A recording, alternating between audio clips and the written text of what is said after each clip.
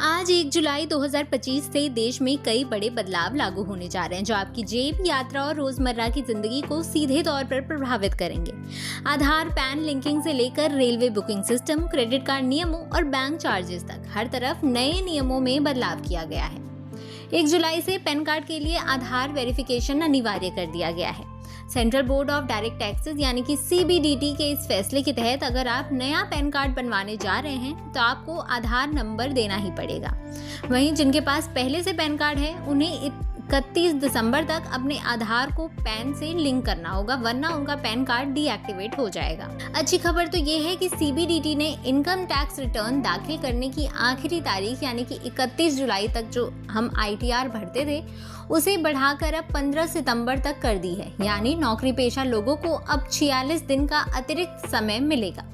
अगर आपके दस्तावेज तैयार हैं तो जल्दी रिटर्न दाखिल करके आखिरी समय की तकनीकी परेशानियों से आप बच सकते हैं।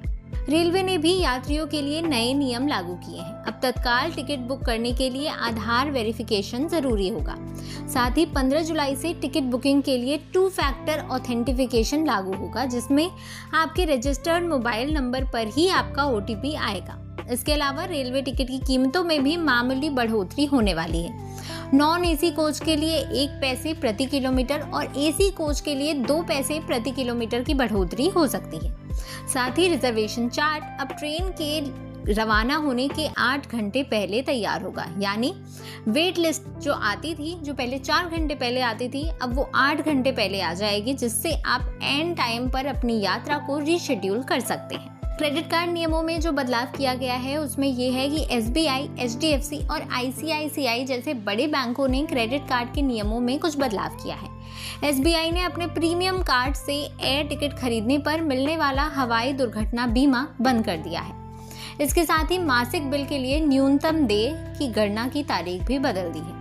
HDFC बैंक ने किराए के भुगतान 10,000 रुपए से ज्यादा के ऑनलाइन स्किल बेस्ड गेम्स और 50,000 रुपए से ज्यादा के यूटिलिटी बिल पर 1% ट्रांजैक्शन फी लगाने का फैसला किया है, जो प्रति ट्रांजैक्शन 5,000 रुपए तक होगा। डिजिटल वॉलेट में 10,000 रुपए से ज्यादा लोड करने पर भी यही नियम फी लागू होगी।